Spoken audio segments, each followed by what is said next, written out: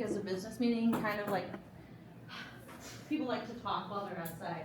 And so the business meeting kind of like makes everybody go a little slower, but we have a great lineup today, and it's gonna be pretty short and sweet. And so I hope you guys come with a lot of questions for our industry professionals.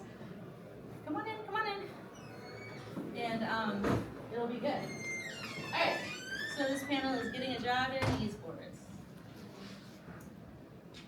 Okay, so we're gonna do introductions first. So a lot of you know me, Jessica Manrow, WKU Esports Coordinator. I have more in my bio here than I did before. I started off in the industry because this is where you want to know, right? Like where you start, how you get there. I started off in the industry as an influencer. I pivoted from music education, and I went into content creation, live streaming on Twitch in about 2014. I live streamed on Twitch for a very long time, but during that time, I became the Nashville Community Meetup organizer, and I also did a lot of sessions at TwitchCons and PAX and RTX on community building, branding yourself, and basically anything that they really wanted me to do. So I am probably what's known as a session organizer, where I like to organize sessions, but then I try to get the people that make me look good in them, while contributing a little bit myself, right? So now I actually got to WKU because that's where I live, and they wanted me to be a part of it and to use my connections there to get sponsorships. And I did social media first as a volunteer, and then I became a graduate assistant. I went back into school to get my doctorate after getting my master's. And now I serve as part-time staff as the esports coordinator. Okay, all right, and then we're up to the next person. Hi, I am not as experienced with sessions and panels. This is actually my first one. Just breaking me in. Awareness of the industry started with the rise of League of Legends, 2012, somewhere back in there. I would say like my official entry point was 2014. I went out to LA with my now husband. He was serving as the general manager for Complexity. I don't know if any of y'all knew who that is. And I went out just for like the adventure. And this is like old League of Legends days when relegation was still a thing. They made it through a split, unfortunately got relegated, and then we went back to Iowa and we're figuring out, what do we want to do next? And Cloud9 reached out to him and asked him to come on as their general manager. And I again went along for the adventure. Additional context, not a gamer, never played anything. I was going to get a job outside doing something relevant to my degree, and instead of doing that, just started kind of absorbing things. So this was really early days. The organization probably had less than 10 employees, maybe closer to 5. So there's a lot that needed done. So I absorbed social media and took that on. I can still remember watching like 5 Twitch streams at once, trying to like live tweet all the events. It was insane. And once I built out that structure, I moved on to accounts. I started interfacing more with the partnership side, doing like sponsored posts, sponsored obligations, and I felt like it could be done better. So I built out structure for that. Ended up as the director of accounts. And then I transitioned over to TSM, and I was there for like 6 years, something like that. And then I just this month actually transitioned over to ESL Basic Group, so like IEM, DreamHack, that sort of thing. The chairs don't go in order, but it's okay. You got it? Oh, it's me? We'll go chair. Oh, no, there's mine. Okay. We'll go Oh, I chair. We'll go have a chair. really short one. So yeah, I've been, I just got asked to be on this morning. Oh, wait, Yeah, it was this morning. The bus ride over. Oh, the bus ride over. So yeah, 30 years in sales and other stuff. Been with, as of next week, GG Circuit for 5 years. It's all who you know. I got the job because I knew a guy that was part of GG Circuit while they were being purchased by a larger company. Professional advice. Just buckle down when that happens. Just hold on. Head down to your work. Don't say anything. But I graduated from the Heron School of Art in Indianapolis with a fine arts degree from IU Bloomington in stone lithography. Anybody here know what that is? Yeah, exactly. So instead of opening up my own press and becoming a fine artist with $30,000 I didn't have, I got into retail management and then got sucked into the wonderful world of nonprofits. Indianapolis is a big enough city where you get to meet a lot of different people with a lot of different views, so I kind of picked up things from either selling software for a nonprofit software company to I did a couple of years of account management and development and production for my local NPR and PBS affiliate. And then through a couple of years of software sales at Angie's List, RIP, I kind of skipped around some other things, always trying to pick up things as I went, and then landed with GD Circuit as an account manager first, and then recognized the importance of the EDU space as being kind of crucial for any sort of future esports market, regardless if it's gonna be a Saturday afternoon ABC League of Legends finals broadcast or helping students find schools that are offering scholarships, right? So it's a pretty big thing, and it probably comes from Indianapolis is also the home of the NCAA. So with that in the back of my mind, I really gravitated towards the EDU space, and yeah, just using skills that I've learned throughout the years to help provide solutions to people that need them, not necessarily just want them. So that's what I'm doing here to hopefully help some of you. So that's All right. Yeah, so for me, my route into esports is probably similar to a lot of y'all's, with me being an actual student. I'm a senior at the University of Georgia, and I got my start as a high school student in Georgia. The state had finally decided to make esports a varsity sport in 2019 in Georgia, I believe, and so I was a freshman at the time, or 2018, 2019, anyways, and then I originally didn't join esports because I had thought the same stigma that many people thought in 2018, 2019. I was from a very conservative household, very sports oriented, so it was always like football, baseball, basketball. Why hold a controller? That's not a sport, right? And then, fortunately and unfortunately for me, I had an injury that took me out of sports, which then pulled me into games as a hobby, and games to kind of vent out my competitive nature. I hate losing, so I have to do something for that. And so then I got pretty good at Rocket League, and I got pretty good at Madden. And so going into my sophomore year, I was top 1,000 in Madden 21. And then in Rocket League, I was like champ 1 at the time. And my high school team was doing tryouts, and I saw posters going down the halls. And then I joined my high school team. Fortunately for us, we were able to win 2 state titles, 2 national titles in my span, playing with those guys. And that then set me up to meet a lot of big professional faces in the scene. I don't know how many of you are familiar with Hi-Rez Smite. Todd Harris might ring a bell. He is in Atlanta, which is where I'm from.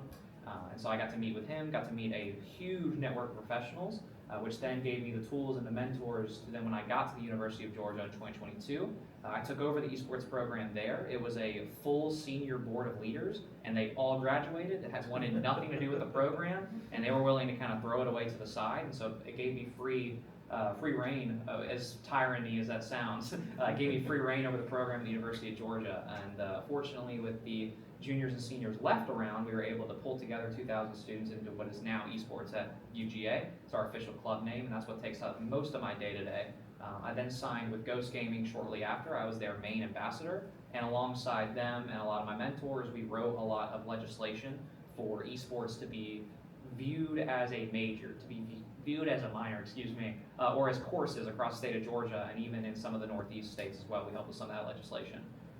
And that's set the framework for a lot of schools to have esports as a major. So I had already, as a freshman, seen the professional side, the educational side, and then, of course, my crew at the University of Georgia. And as I fell in love with the space, I continued to play in the space. I then decided to take my talents out of being a player. I wanted to be a caster or a coach. Fortunately, I was able to get involved with the Southeastern Esports League, where I started becoming one of their main rotational casters. And from there, everything kind of blew up for me. I got to travel all across the Southeast, got to work a few big lands. Some of you might recognize Bluegrass Boost Battle, DreamHack, and Boots on the Beach, which Shenandoah and Syracuse both represent, who are here today. And then from there, I've been basically a freelance caster. I've been one of the kind of what I believe is the go-to guys in the space. I get to travel around and work a lot of really, really cool events. And today, I work with DreamHack. So we brought Valorant and Rocket League back to DreamHack Atlanta with the Collegiate Invitational. Very, very proud and honored to get to do that. That's one of my main jobs, alongside of now being director of events in the Southeastern Esports League. Instead of being just a caster, now I get to do more. And again, freelancing, traveling around, and doing things like this. So that's how I got in what I do now. So as you can tell, we have a very diverse and amazing group of people up here who have been in the industry and can answer any questions that you have. So if you could actually, I really want you guys to either scan the QR code and ask your questions through Slido. Please do so. And then I will get started asking a couple questions while they're doing their questions, if that's okay. And then we'll just kind of take it from there. Alrighty, so we did talk about how we got our start in esports, so that question is off of the block there. So what is a typical day or week like for you? That's a loaded question if I've heard one, right? You want to take one? I can start, sure. I mean, I'm not proud to say it, but unfortunately, and fortunately, I guess, getting to run a student club means I'm spending a lot of my day Discord moderating, especially in an open club. We don't have a lot of the same structures and faculty eyes on our students, so there's a lot of random Discord bots that come in every day. I get to look at a lot of those posts. If anyone wants a free MacBook, I've got 1,000 accounts I could send my way. Mr. Beast just did Of crypto. course, right. Exactly. Or free crypto, yeah. Join the So Discord. I get to do a lot of that, but also it's a lot of networking among my students, so connecting people with the club. We try to be like a safe space for gamers or anybody interested in gaming culture. And right now we're organizing tryouts, so that's a lot of my time right now is working with my coordinators to do that. So that's what my current day-to-day is, that in class. So Yeah, as a sales director, I've got deadlines, monthly, quarterly, fiscal year, that are directly influenced by what my customers are going through and what the market is going through at the same time. So we're all familiar with the Rampocalypse going on right now. We all know about tariffs. These are all things that affect the entire marketplace, but as someone that's dealing with both software and hardware, you know, we can't sell to Russia, we can't sell to Iran. We've got, you know, people that are like, hey, I want to set up this land center in the dark part of China where the government doesn't go. So it's an adventure, but I like talking and meeting people and then forgetting their names. So it's really easy to just set up the day. It's just like I wanna eat up as much information as possible. Luckily, because I'm more of a B2B, I work totally remote. I'm at home all the time. I've got a kid that's in middle school. I've got 2 dogs that I miss right now. I've got a wife that works at the local university. So I've got a lot of flexibility, but at the same time, and you guys both have, I'm sure, dealt with, it's not just North America, it's not just regional, we're talking to people all over the world. So I've got to get up or stay up late to talk to our centers in Australia. I've got to stay late because the CEO wants to have a meeting and he's in Malta. You know, my partnerships guy is in Los Angeles. Maddie, who works biz dev, is in New York. So it's just a very sliding schedule. So as much as I miss school for having, like, I know what my semester is, like, once you're out of that space, and I'm almost 50, my advice would just be like, have your shit together and know how to get through a day. And if you forgot something, don't worry about it, there's always tomorrow. But don't forget to do it. So that's my weekly reminder of don't forget. Beautiful. I think my days vary a lot. What you do kind of determines, right, what your day is. So for partnerships, you kind of touch everything. So I was telling Jessica yesterday, I was in back-to-back meetings from 10 a.m. to like 4 p.m. Other days I won't talk to anyone and I'll just be like digging through spreadsheets and things. If there are events and there's activations on site, might be doing that instead. I think that's one of my favorite things about it is the diversity. Like no day is identical.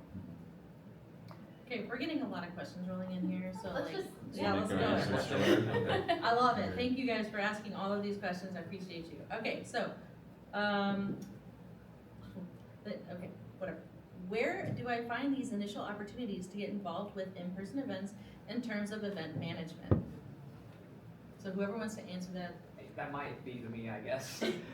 For me personally, well, two things. One, a lot of your start is free work, and that's unfortunately not changing anytime soon. And that's kind of the whole internship dynamic, as I'm sure we're all familiar with. The big thing is to keep your eyes and ears to the ground, and for me, it's been through LinkedIn and Twitter. And I'm going to talk a little bit about that. I actually get to present about building your brand tomorrow morning, and I'm going to talk about this as well. But me just being interactive on Twitter and on LinkedIn has then showed me a feed where I see this event's happening on this weekend. Do you need a caster? Do you need a tournament organizer? Do you need a seating committee? Anything along those lines, and normally that's a DM to an account, or if there's an email connected. And again, as I'm sure we're all familiar with, just about sending emails, sending messages every single time you see something that even remotely interests you. And that's how I got involved into casting, and then into the events I then got to travel to and work. And now, after building relationships, I've gotten to now turn those into yearly opportunities. And so that's my personal advice. I'm still thinking. I can take it No, if you want please more do. time. No, like, you're way into more of the production, but I mean, it's like, I'll just say, like, pay attention to what NACE is doing. Pay attention to what the big groups that have their fingers in all of the schools are doing. They're going to post, and the people that are here are going to see each of you as a resource that they're going to possibly need in the future. So send an email. Is it that hard? No, it's free. I'm gonna build on that. Yeah. I believe NACE has a job board, so that would be a good place to start. And as TJ said, like, awareness is really key, and like you said for your first answer, your network matters. You don't know where an opportunity is going to come from. So just make those connections. You know, if you find somebody else who's interested, make sure you stay in touch, look for things together. Somebody asked, how do you find a connection like DreamHack, and how did you throw yourself out there to create that connection? You start I this think one. that's you. Okay, all right. So DreamHack is a kind of funny story. So and I'll keep it quick because I know that we got a lot to go through. So me being the president of Esports at the University of Georgia, I'm trying to take this super old dynamic and get them on Esports. I have a very close friend who, funny enough, took over the program at Georgia Tech. And so we were like, let's take some of the biggest names, which in our state is Georgia and Georgia Tech. We have a huge, we've had to play off of football because we're in the Southeast. And so we started running mini LAN events against our teams, and that pulled spectators, that pulled viewership. And then MomoCon, with a Georgia Tech alumni, reached out. The guy who runs it, Chris Stuckey, he is a Georgia Tech alumni. And so he then reached out to us and said, hey, how about we do this at MomoCon, because I want to see my guys beat your guys. And so then we got to bring the event to MomoCon, and then that event went really, really well. And then that opened up the door to where DreamHack reached out to us. But also, if you're looking for a connection to DreamHack that actually could be talked to from this convention, Chris Postel and Lindsay Postel. They are your biggest advocates, whether they even know who you are or not. They have a huge, huge love for what we all do and what we're going to do and how we're going to build the space in the future. So if you're looking for somebody who will respond to your DM or your email and then could connect you with groups like that, Chris Postel, Lindsay Postel. Those are your two connects there. That's who got me and DJ, the guy who runs the program at Georgia Tech. That's how we got to DreamHack. I'll say this, if you have the opportunity, move to the city that you want to work in. So my nephew, who was born in Indiana, grew up in Frisco, Texas, went to school at the University of Cincinnati to study live event lighting.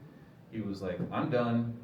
I'm gonna move to Los Angeles, moved to North Hollywood, and last year did the lights for the Valorant Championship affairs. So he knew where to go to be connected to the industry doing the events that he wanted to be a part of. So DreamHack's the biggest one is in Atlanta, right? And it was Texas, but Texas kind of died, so now. Yeah. Which I do have news on where the next DreamHack is going. All I can say is that it will be not in Texas, unfortunately. Okay. That was like 49 other states. Yeah. But hey, Atlanta's in a great spot. Yeah, And Atlanta's I'm like- also lucky because I live in Atlanta. Yeah. So I agree with your point as well. I was just more fortunate to already be in Atlanta. Yeah. All right. Do you ever take ethics into consideration when finding or designing brands to partner with or work with? That's a good It's a question. really good question. Who's I can start. taking? Or you want to start? I don't care. Transparently, I'm not sales. I'm execution. So typically when I come on, it's already kind of decided. It's not my choice. Historically, I would say there usually is some consideration around that because who you are partnered with also reflects on you, right? So not personally responsible for it, but kind of an industry precedent. Yeah, I would say there's consideration. Do you guys know who owns my company? So, GG Circuit was purchased a number of years ago by a company called Esports Entertainment Group, and they had a lot in the entire world of gaming, including an entire side of the company which was focused on mobile gambling in Europe. I made the ethical decision to not pay any attention to that. I did not let it influence my decisions when I was talking to schools that might have reservations for being associated with a company who's 2 companies removed from a gambling thing, especially in esports. But at the same time, unless there were, if there hadn't been the misplaced investment of a lot of dollars hoping that people would be able to gamble on esports professionally, which you can, just not to the scale that they wanted, the market wouldn't be anywhere as it is today. So, the older you get, ethics get a little more gray, but if you're a person and you want to make a decision because you know it's the right one versus the one that someone else wants you to make that's wrong, trust your heart. Yeah, I was almost going to say that exact statement. Definitely trust your heart, but also, again, be very aware of the scene around you. In my role specifically, I like to be a face in front of the camera.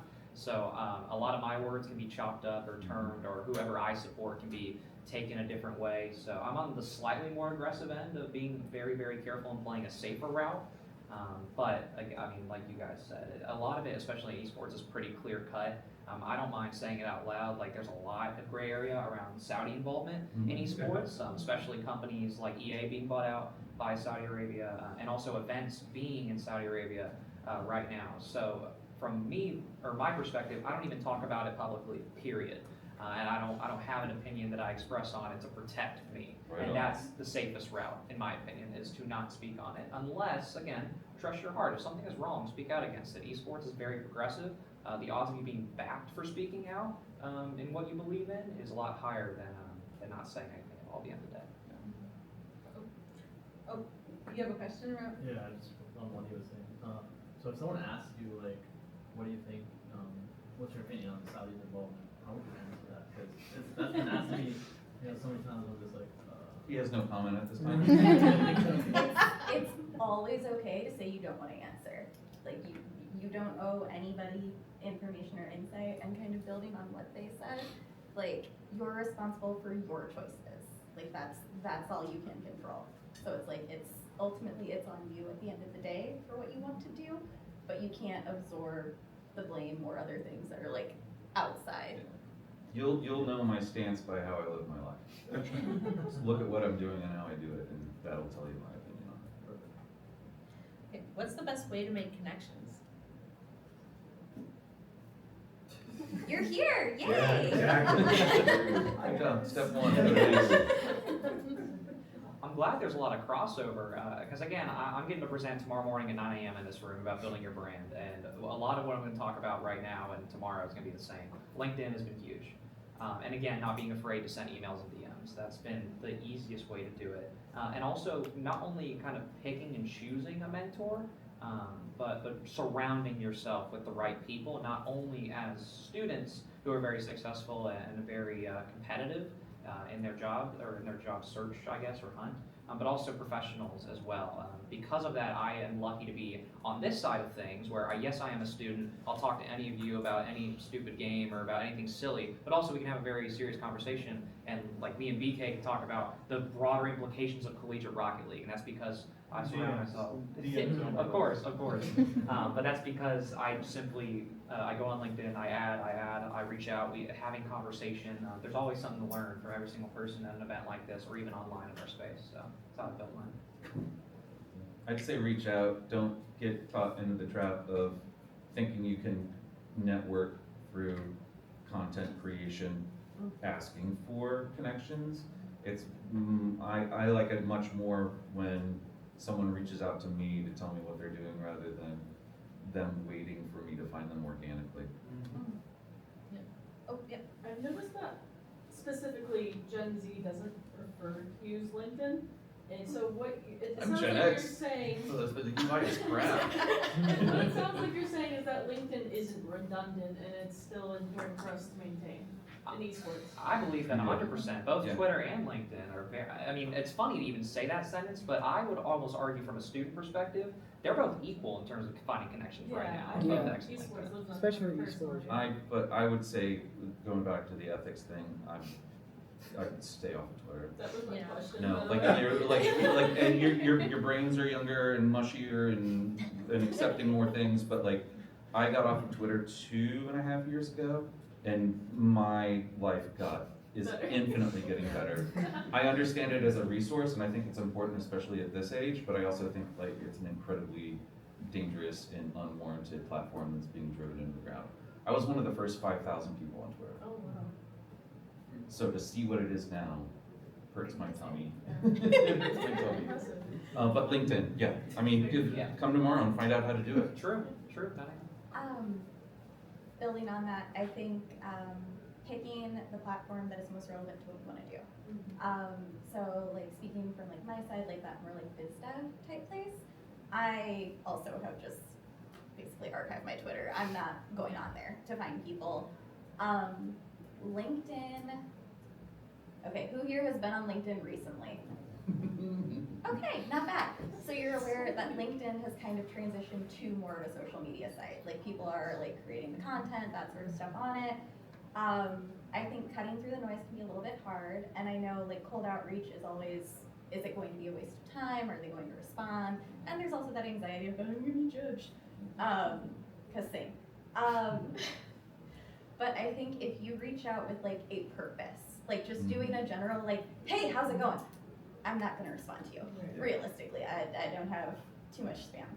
But if you reach out with like a specific question about an event, or you reach out with a specific question about the industry, like that sort of thing, you're more likely to get a response. And then additionally, I think doing the work makes it easier for people to find you. So kind of like TJ was saying, like building an event, getting that notice, and then it resulted in DreamHack reaching out. Like, right? There's a lot of ways you can do your own outreach, but also like be doing something.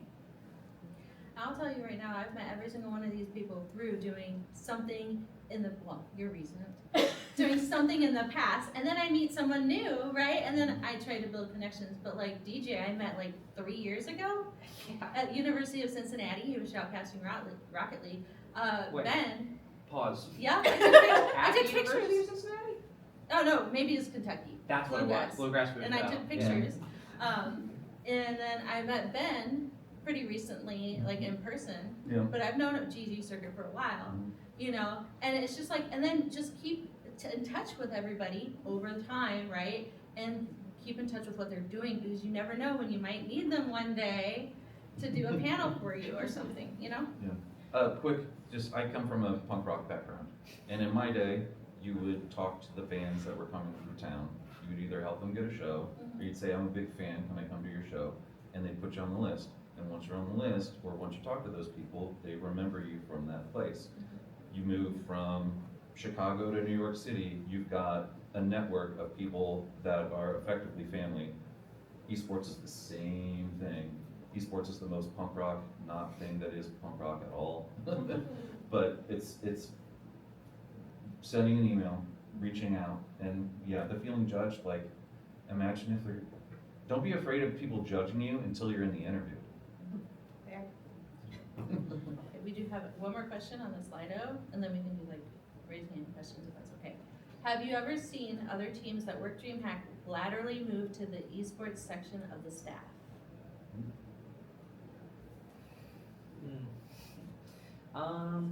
The event is in its third year as of this year, so not yet.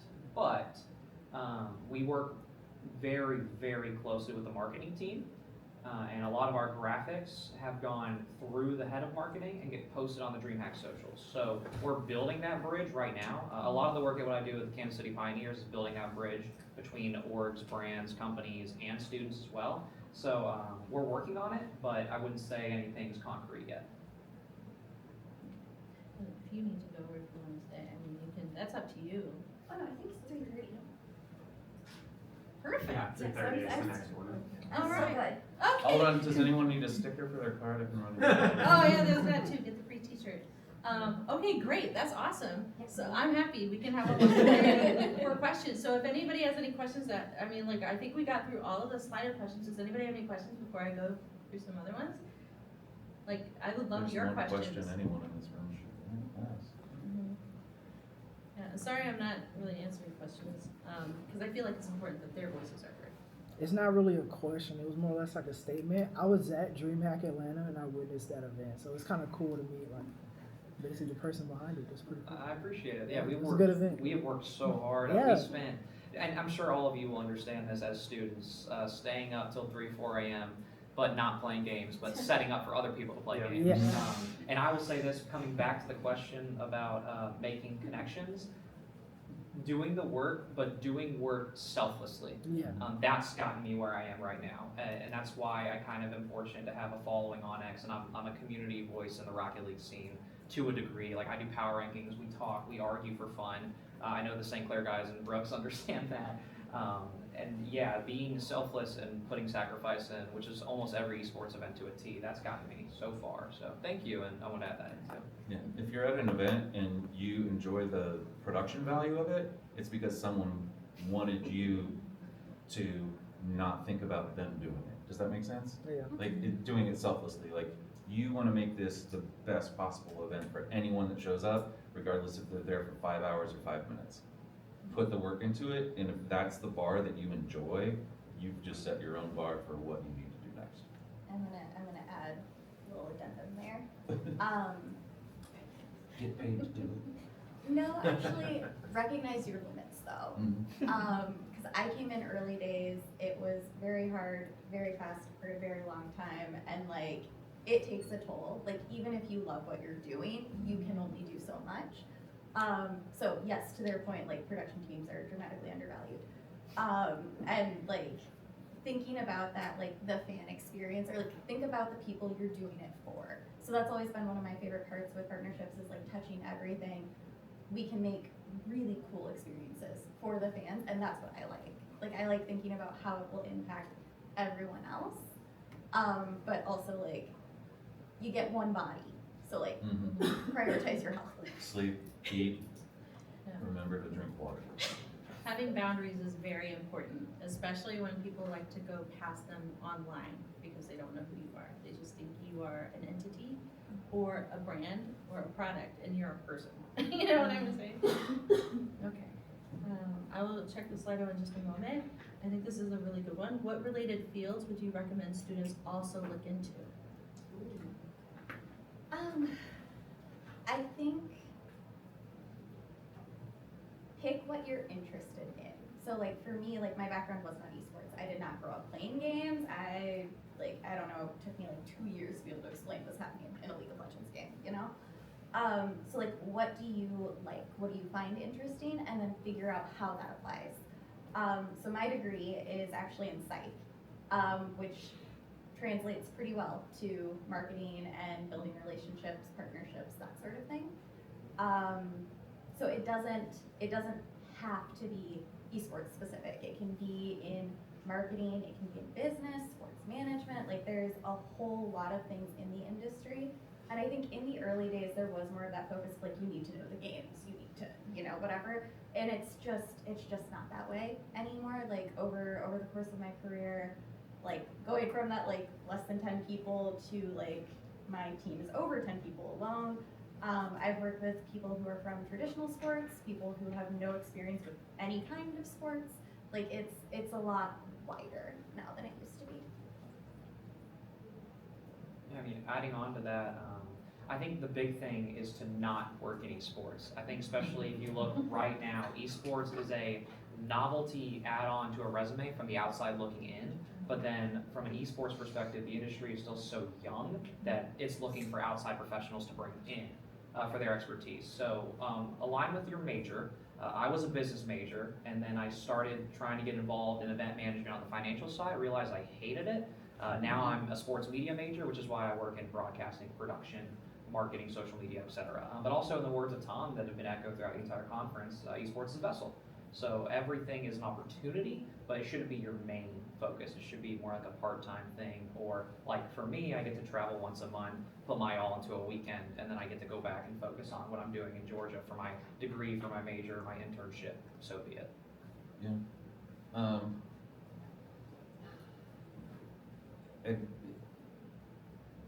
The challenges you're gonna face when you hit whatever the job outlook for the next 10 to 15 to 20 years is scary. It's really scary. That's not me saying just go find a job that pays well. I'm in this position now because of all of the decisions I made for the last 20 and 30 years. And all these other jobs have nothing to do with gaming, nothing to do with sales, nothing to do. I would say in the back of your head, keep that you know what your strengths are, what you're good at, and then if there's an opportunity for you to show that to someone else, get paid to do it, or learn something from that person, just take that opportunity. It sounds like silly to be brave about it, but yeah, it's what you have to do. So like lighting design, like the guys running the cameras did not go to school for esport camera work, right? The guys laying cable as the IT department, they did not go to school to learn how to do esports IT. Does anybody in a school here have a department that covers esport center engineering? Is it mentioned in any of your classes? No, but do we need that in the world? Yes. So you can also take the opportunity to make your own path and say, I'm brave enough to say, I don't care about what the outcome is, I'm going to do this. I will say that again and again and again, and you guys, because of the events you've been a part of, know that esports is a big tent. It is a huge tent, and sometimes it's all hands on deck, and sometimes it's just all depending on one person, but if you're in that tent when all of that is happening at the same time, I think you're in a good space. I would like to also say, don't close yourself off to an opportunity just because it's not what you want right now, right? Don't say no to something right now, think on it, and possibly accept it, because you never know what other opportunities might come your way through it, okay? A lot of people are just like, I know I want to do this, this is exactly what I want to do, and then they get this opportunity, they're like, well, I need to pay bills, right? Because that is the reality of today, and then they find out they loved it, right? So don't say no to something right away. Try to take the opportunities as you see them. And I was gonna say something else, but I Well, forgot. also know the limits of your body and recognize that you're a person that can't be stretched too much. So, many moons ago, I played drums in a hardcore band. I got to tour Europe. I met my wife there. It was fantastic. I went to Europe weighing about 180 pounds. I came back 6 weeks later weighing 150 and sleeping horribly. I took the opportunity to do something great, and I just almost physically broke myself at the same time. In esports, you can do that with, you're grinding on a game 8 hours a day. That's not healthy, right? Know your limits. Okay, we did get a question through Slido, which is very exciting, thank you. Do you believe the saying, there's no money in esports to be true? It's usually regarded as a passion project career. I mean, I've been getting paid since 2014, and it's been my only thing. So I don't think that's necessarily true. You know, to their point, like it's a big tent. There's a lot of things you can do in it. I think it is more niche, and it's not as like wide ranging or as traditional world. But I wouldn't say it's limited to like strictly passion. I think that question's aimed a lot towards professional esports. I would argue that scholastic esports is actually not in a bad place when it comes to job listings, salaried positions, which esports is still trying to get over the hump of that being the majority instead of all this freelance part-time contract stuff, all this kind of this verbal promise type of payment thing that we've all been through. I'm Everybody sure. in this room know what net 60 means? It means you do work and then they don't pay you for 60 days. They gotta find the funds from their sponsors. Yeah, I mean, we've all been through that. So I would say that scholastic esports is in a great spot. And this whole panel is about getting a job in esports. And I'm glad we're doing an educational conference because if you're going to work in esports, it should be alongside scholastic events or scholastic programs. And I even say that as somebody who's working with a professional org. This role is an ambassadorship. So I'm not getting paid unless I'm going and I'm working an event, which again comes back to that freelance kind of loose contract deal. Not my work specifically, I love the Pioneers, but my work with Ghost was a little fishy, to say the least, and I won't add any more on that for now. You made $25. But yes, so to wrap all that up in a bow, scholastic esports is where you want to be. Do not try to work your way into pro esports until you get enough of a baseline that you can get into a higher position within a professional org that's actually guaranteed to be paid. Yeah, what was it? Lenovo's moving away from team sponsorships and just putting their money into events. So I think that's a good sign that esports is not kids in their room playing online. It is a community where more people are welcomed and it's an event and it's getting together to do something and watch something and celebrate something. A win. That's what sports are, right? This is a game. Adding to that, that's actually a really good call out. Like my perspective is biased, obviously, because I've been like team side for years and just transferred to event side. But like you can go to traditional companies, so like Lenovo, Logitech, and now I'm blanking on a whole mess of names that have been in the industry. Like you can go to any of these. You can go to marketing firms that do things with influencers, content creators, or do deals with teams. Like it doesn't have to be a pro team, it doesn't have to be collegiate. There's opportunities like everywhere. MSI is one to throw in there. They love students. They do a really good job of presenting opportunity, and they ship some students across the nation to conferences and stuff. Red Bull as well really loves esports. They had a conference last year around this time that I think paid for 100 students' flights and kind of put them in this 2-day conference / mixer event. A lot of my friends from Georgia Tech and the University of Tennessee got invited to go to that. So MSI, Red Bull, 2 names to look at. Red Bull runs our software in London. Red Bull partnered with the Southeastern Esports League. They're our partnerships. They're our naming rights guys. Yeah, align yourself with the big names that you see as sponsors. I kind of want to say something that's kind of related but not related, kind of, is when people say, do this for us, like if you could please do this for us as a volunteer work, or would you like to do this for us, it's good for your portfolio, I mentioned that earlier.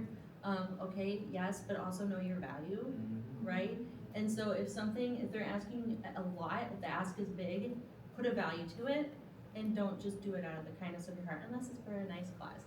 Okay, because definitely know your value because a lot of people will try to take advantage of it. So, I'm sure you guys have a lot that you can say on that one, but Or the, like, so I did a number of years of production for NPR and PBS, my local affiliate. And it was, hey, do you guys want to come make the show for us for free? No. Like, can I be an underwriter and support your radio station, but I only want to spend like $10 a month? What can we? No, that's not. The value is what you can produce. It's capitalism 101. I mean, I can It's really capitalism. Yeah, I mean, for me personally as a caster, I don't cast for longer than 2 hours for free, and the reason why I put that number on it is mainly for like high school events, school events. Like I'm willing to volunteer for a school, like that's a good cause, like without any argument. And I work a lot in the high school community to cast those games. But even if it's over 3, like Fortnite, like their nationals was actually at Full Sail less than a month ago. And for that event, like it was going to be like 3-day travel, and even if I help virtually, like the games and the rounds go 4 hours, 5 hours, and Sari's here, you can talk with her about that too. But don't do anything for longer than I would say an hour or 2, unless you're getting paid. I think So- that's a safe number. Real world question, because you can volunteer your time. That doesn't mean that you're working for free, especially if you're traveling. So if you're doing something for a nonprofit or a group that you really believe in, there's nothing wrong by saying, I will do this for free, can you help me with the flight? Yeah. Or do I have a place to stay? Oh, this is all production stuff that you have to think about when you're working with talent, right? And as talent or support or tech, you should not be afraid to ask those questions, because if they go, oh, well, we don't have a place for you to stay, be like, okay, cool, now I know that I need to figure it out on my own, rather than just showing up with no plan. I had that exact conversation to get to this conference, so don't be afraid to ask for anything. You don't. I mean, Jessica helped me out very heavily, so. Okay. I'm not sure that we have another slide of questions, so let's. These are all really rad questions, though. Yeah, I'm so glad you like it. If you could do it all over again, what would you do the same and what would you change, if anything? Well, I can tell you what I would change from the early days of Twitch live streaming, which was the wild, wild west of live streaming, is that I would have had more boundaries with myself and with the people I surrounded myself with. Because it's very easy to get up into the fun side of things. It's very hard to separate yourself from somebody who has so entrenched themselves into you that they're no longer a good contact, and you try to separate, and it's very hard to. So boundaries, boundaries, boundaries is something that I would change myself. I would delegate a lot more. I would share the wealth with a lot of your classmates and/or team members. For me, coming from being a player on a 3-man team in Rocket League, and then all of a sudden running this huge program, I was so focused on my resume, my accomplishments, that I could progress, that I would drive myself, like to the point of burnout, like almost every week trying to manage that program. And even to this day, like now, we have a leadership team at UGA that spans, I think we're up to 45 students, to try and kind of manage all the games, all the aspects of running a club. But my freshman year, it was 10, trying to put all that together. So definitely don't be afraid to delegate. That kind of goes with the knowing your boundaries. Drink a lot of water. I could probably have done that a little better. Comfy shoes. And this one is kind of a double-edged sword. But if you're working, again, not for a nonprofit, if you're working with an org, with a brand, with a company, it needs to be in writing. It does not need to be a Discord call, does not need to be an MOU. I mean, my God, I've signed way too many MOUs as a freshman. That burned me less than a month after that. Get it in writing, get it in a contract. And I will say this as well about like net 60s. As long as the money is guaranteed and there is legal action that can be taken, that's a win in an esports contract. Yeah. So get it in writing. Things need to be signed before you start putting in hours. I'll very quickly give an example. There is an event in Midland, Michigan with a baseball team. It's called the Great Lakes Gaming Convention, $10,000 Rocket League tournament. Northwood University is working on it. They love my work, but I did not start creating a Start GG. I did not start reaching out to teams. I did not start tweeting about it until we had a contract, a rate, and things were signed, booked, etc. That's my philosophy now. Yeah, a lot of the ownership of larger events and producers will, if you weren't to have gotten it in writing and start to do that, they latch onto that as, oh, we've got a fan, we're gonna exploit it. Not to get into workers' rights or anything, but like to go along like with delegation, like if I, in my entire career, I would have asked for more help when I knew I needed it, rather than just trying to crank out a substandard something to say that I did it. You can delegate and still own something. You can ask for help and still be the one responsible at the end of the day for completing something. I would have been much further along in a lot of my just life goals had I asked for help when I knew I needed it but was too proud to ask for it. So I'd say be brave and ask for help. Yeah, I guess I'd do it again. I think it's you learn as you progress. As I've gone through it, I think, and this also just comes with age, you'll all get there. It's not that deep. The level of stress and anxiety around so much shit, you're old enough, it's fine. That just didn't matter. Like, I put myself through a lot. And looking back now, it's like this wasn't relevant. So I think that kind of goes with the knowing your limits it's like, unless you are literally in the operating room with someone, like unless there's a life on the line, not that deep. They give good advice, don't they? They do. Oh, I lost my questions. Hold on. Oh, my other advice would be like, if you guys like playing games, keep playing games. Oh, It's yeah. like, I get to work remote and now like I suck at Rocket League, but I can't put it down. I've sucked for 5 years, I'm sticking with it. But like, if there's something you enjoy still, like you don't have to give it up. Like you guys are all in esports because you like playing games. Play the game. I still play Rocket League for the University of Georgia. I'm still team captain there alongside of all this, and it keeps my life fun. My goal is to be as good as my students. We'll be the same rank or higher. We're still going there. My high school coach would try, like we were all grand champion Rocket League. He would try to get to gold so that he at least could engage in conversation. So I'm glad he's not the only one. Did you see that bench? Yeah, go to bed though. What skills, abilities, and personal attributes are essential to success in your field? I mean, accountability might be the easiest one, right? I mean, I'll echo what I said earlier. I mean, because they're kind of both in the same boat: being selfless and being accountable.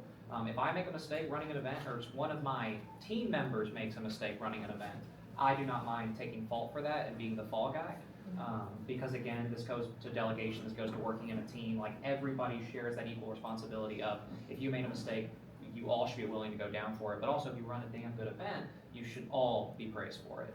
So same thing I said already, be selfless and accountability. Personality traits, and I think it's not limited to my role. It's just one of those, like, as you progress through the world, stay curious. Anytime I'm talking to somebody and they try to frame themselves as like an expert on something, I immediately discount what they're telling me.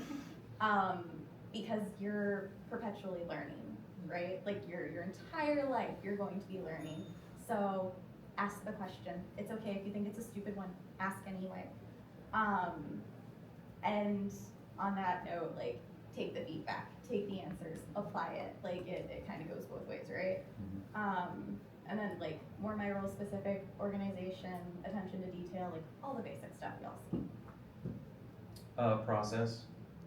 I know it seems cold and inhumane, but if you can apply processes into your personality or work life or just how you go about your daily thing, and this doesn't mean always folding the towel a certain way and putting it in the right place. It's not, you get up every day at the exact same time. I'm just, if you find something that's successful to get an outcome that you either wanted or didn't expect to happen, but is net positive, work on that process, look at how you got to that point and apply those movements towards something that's good. So that kind of just goes back to production. If you go to something, a match or an event, and you like how it's making you feel and how it looks, you can ask someone, how did you guys come to the conclusion for the lights there and there?